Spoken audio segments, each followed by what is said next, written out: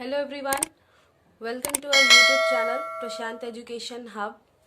Previous video में हम human के अंदर किस तरीके से गैसियस एक्सचेंज होते हैं, कौन से ऑर्गन्स हैं ऐसे हैं जो गैसियस एक्सचेंज में हेल्प करते हैं, उनके यानी कि लंग्स के बारे में पढ़ा था।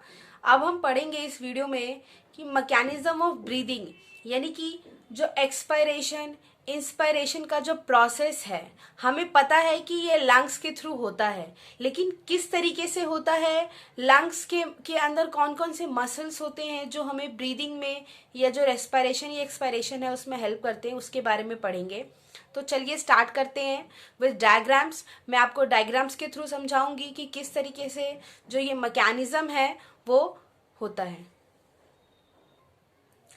तो चलिए स्टार्ट करते हैं। आपको डायग्राम शो हो रहा है स्क्रीन पर। तो सबसे पहले क्या होता है कि जो एयर होता है वो इन होता है ना। कभी भी हम पहले क्या करते हैं, इंस्पायर करते हैं, उसके बाद एक्सपायर करते हैं। एयर जब इन होगा तभी आउट होगा, राइट। तो सबसे पहले क्या होता है, एयर इन होता है विद द नोज, और नोज के बाद आपको मैंने बताया था प्रीवियस वीडियो में कि नोज के बाद वो नोजोफेरिंग्स में जाता है। नोजोफेरिंग्स के बाद वो माउथ के थ्रू और उसके बाद फिर वो हमारे गले के थ्रू कहाँ आता है, हमारे ट्रैकिया में आता है। तो ये है ट्रैकिया, ठीक है। अब ट्रैकिया के बाद मैंने आपको बताया था कि हमारे क्या होते हैं, जो ब्रोंकाई होते हैं वो क्या होते हैं, डिवाइडेड होते हैं प्राइमरी ब्रोंकाई में, टर्शरी ब्रोंकाई में, सेकेंडरी ब्रोंकाई में, ठीक है। और उसके बाद ब्रोंकाई को कौन लीड करता है, एल्वियोली लीड करता है। तो उसके बाद अब एयर जैसे हमने अंदर लिया तो वो ट्रैकिया के थ्रू कहाँ गया, हमारे ब्रोंकाई में गया। ब्रोंकाई के थ्रू कहाँ गया, वो सेकेंडरी ब्रोंकाई, फिर then tertiary bronchi, then alveoli के अंदर। और एल्वियोली के थ्रू जो होता है वो गैसेस एक्सचेंज होता है। अब देखिए, जो हमारा जो लंग है वहां पर कुछ बोन्स प्रेजेंट होती है, उनको रिब बोलते हैं। कलेक्टिवली उनको रिब केज बोला जाता है। ये दिख रहा है आपको, रिब केज। ये जो आपको व्हाइट कलर का जो दिख रहा है ये जो पूरा है ये क्या है, रिब है। इस पूरे ये बोन्स हैं हमारे लंग के अंदर प्रेजेंट, जिनको रिब केज बोला जाता है कलेक्टिवली। और इन रिब के ये जो रिब केज होता है, ये जो बोन होता है, ये 12 पेयर में होते हैं। कितने होते हैं, 12 पेयर में होते हैं। और इनके बीच में मसल्स होती है, इनके बीच में मसल्स होती है, उनको इंटरकॉस्टल मसल्स बोला जाता है। क्या बोला जाता है, इंटरकॉस्टल मसल्स, ठीक है। इंटरकॉस्टल मसल्स है, इनका बहुत ही इंपॉर्टेंट रोल है किसमें, ये इंस्पायरेशन और एक्सपायरेशन प्रोसेस यानी कि ब्रीदिंग प्रोसेस में। इसमें क्या होता है कि जब हम एयर को इन करते हैं तो जो ये मसल्स होती है जो रिब के अंदर प्रेजेंट होती है, ये क्या होती है, आउटवर्ड यानी कि बाहर की तरफ आती है। आपने कभी कभी फील भी किया होगा जब आप इंस्पायर करते हैं, तो जब आप इंस्पायर करते हैं, जब आप एयर को अंदर लेते हैं, तो हमारा जो चेस्ट होता है वो क्या होता है, आउटवर्ड बाहर की तरफ आता है। तो बाहर की तरफ जब वो आता है तो क्या होता है, अंदर जो है एरिया यानी कि वॉल्यूम जो है वो काफी बढ़ जाता है, जगह जो स्पेस है वो थोड़ा खाली होता है, तभी तो एयर अंदर जाता है, राइट। उसके बाद देखो कि ये मसल्स जो है वो बाहर की तरफ आती है। उसके बाद मसल्स के नीचे प्रेजेंट होता है डायफ्राम। आपको पता होगा कि जो चेस्ट, डायफ्राम का जो ऊपर वाला पार्ट है उसको थोरैसिक कैविटी बोलते हैं, थोरैसिक रीजन बोल सकते हैं। और जो डायफ्राम के नीचे यानी कि इसके नीचे स्टमक वगैरह होता है तो उसको एब्डोमिनल एरिया बोलते हैं, ठीक है। तो डायफ्राम जो है एक यहाँ पर ब्रीदिंग प्रोसेस में, रेस्पिरेशन प्रोसेस में क्या करे, इंपॉर्टेंट रोल जो है इसका है, ठीक है। तो डायफ्राम जो होता है आपको पता है कि वो डोम शेप का होता है, जैसे कि आपको इस डायग्राम में देखने को मिल रहा है कि डोम शेप का यानी कि डी शेप का होता है वो एक्चुअल में। लेकिन जब हम एयर को इन करते हैं तो वो क्या होता है, फ्लैट हो जाता है। जैसे कि आपको इसमें दिख रहा है कि देखो लिखा हुआ है डायफ्राम मूव्स डाउनवर्ड। तो वो पहले क्या था, डोम शेप्ड में होता है, लेकिन जैसे ही हम एयर को इन करते हैं तो ये क्या होता है, फ्लैट हो जाता है, ठीक है। और नीचे की तरफ मूव करता है। और नीचे की तरफ मूव करने का मतलब क्या है कि इसके नीचे जो भी हमारे इंटरनल ऑर्गन्स हैं उनको वो क्या करता है, सप्रेस करता है, दबा करके नीचे करता है, ताकि और भी ज्यादा वॉल्यूम बढ़े। और वॉल्यूम जितना बढ़ेगा उतना ज्यादा हम एयर को इन कर पाएंगे, राइट। तो जितना वॉल्यूम इंक्रीज होता है उतना हम एयर को क्या कर सकते हैं, इनटेक कर सकते हैं, उतना हम अंदर एयर को ले सकते हैं। तो यहाँ पर आपको समझ में आया कि जो मसल्स हैं जो कि हमारे लंग्स के अंदर प्रेजेंट है, उन मसल का क्या काम है, और जो डायफ्राम है, ये दोनों चीजें जो हैं ये काफी यहाँ पर इंपॉर्टेंट रोल है इन दोनों का।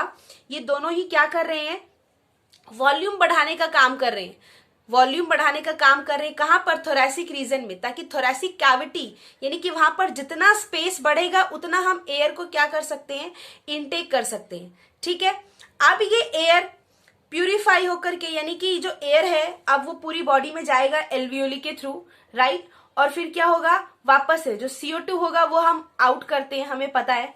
तो देखिए सेकेंड डायग्राम में क्या हो रहा है कि रिब केज जो है वो क्या होगा, अब इनवर्ड की तरह, मैंने कि पहले हमने इंस्पायर किया तो जो हमारा रिब केज था वो बाहर की तरफ यानी कि आउटवर्ड जाएगा, और जब हम क्या करेंगे, एक्सपायर करेंगे, तो अंदर की जो गैस है, जो CO2 है, वो क्या होगा, बाहर रिलीज होगा।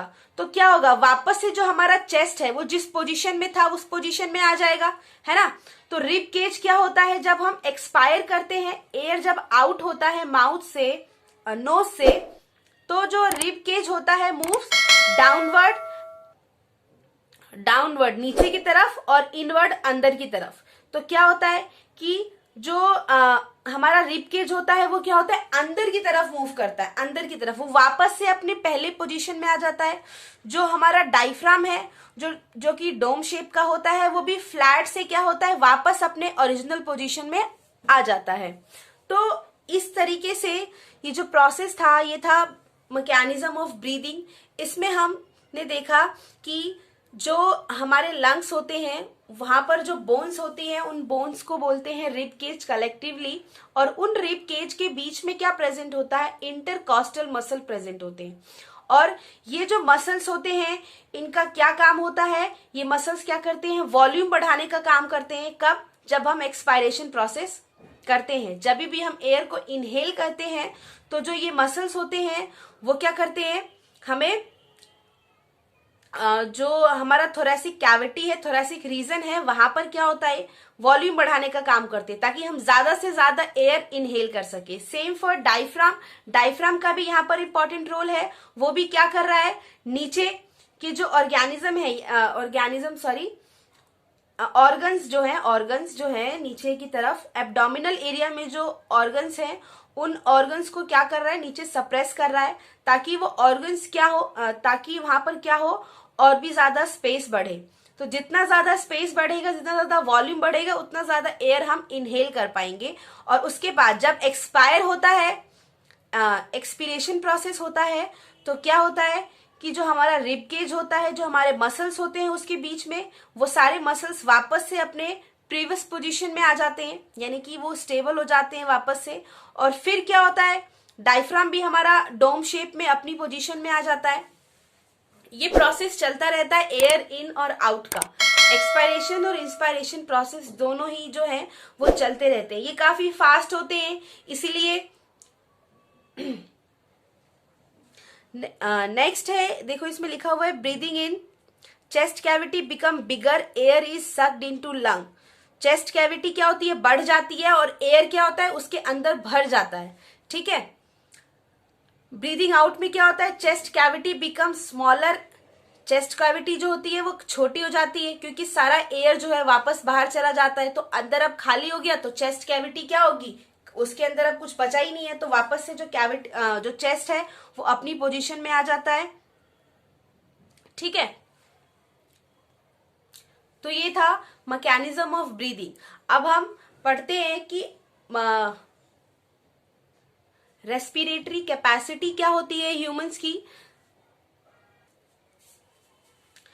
रेस्पिरेटरी कैपेसिटी जो होती है नॉर्मल ह्यूमन का मतलब एक हेल्दी पर्सन जिसको कोई डिजीज नहीं है, तो वो जो है एक टाइम में 500 ml तक क्या कर सकता है, एयर को इंस्पायर कर सकता है। ठीक है, normal healthy person can expire और inspire 500 ml air during respiration process. तो जब भी रेस्पिरेशन प्रोसेस होगा तो वो क्या कर सकता है, 500 ml जो एयर का जो अमाउंट है वो इतना एक्सपायर कर सकता है और इंस्पायर कर सकता है। उसके बाद ब्रीदिंग रेट की बात करते हैं, ब्रीदिंग रेट की। तो जो ब्रीदिंग रेट होती है, आपको पता है कि जो छोटे बेबीज होते हैं वो बहुत ही जल्दी जल्दी ब्रीथ करते हैं, ठीक है। तो वो 1 मिनट में काफी टाइम ब्रीथ कर लेते हैं, ठीक है। तो हम जो ब्रीदिंग रेट है वो जो स्पेसिफिक लेते हैं वो एडल्ट का लेते हैं, क्योंकि एडल्ट और जो ओल्ड होते हैं वो भी काफी तेज तेज ब्रीदिंग करते हैं। तो पर मिनट के अकॉर्डिंग जो ब्रीदिंग रेट होता है एडल्ट में वो क्या होता है 15 to 18 टाइम्स। मतलब कि एक एडल्ट, यानी कि एक एडल्ट जो होता है, एडल्ट मीन्स पता है आपको कि जो एक एडल्ट पर्सन है वो 1 मिनट में क्या करेगा 15 से 18 बार ब्रीथ करता है, as compare to childrens and older, जो एल्डर्स होते हैं, जो बूढ़े लोग होते हैं, उनके कंपैरिजन में। तो इसको एक स्पेसिफिक लिया गया है एडल्ट का, क्योंकि जो बच्चे होते हैं और जो बूढ़े होते हैं वो दोनों की जो ब्रीदिंग रेट होती है वो काफी फास्ट होती है। तो वो 1 मिनट में 20 टाइम्स 25 टाइम्स कर सकते हैं, ठीक है। तो इस वीडियो के साथ जो हमारा रेस्पिरेशन वाला टॉपिक था वो खत्म होता है। Thank you for watching and keep like and subscribe our channel.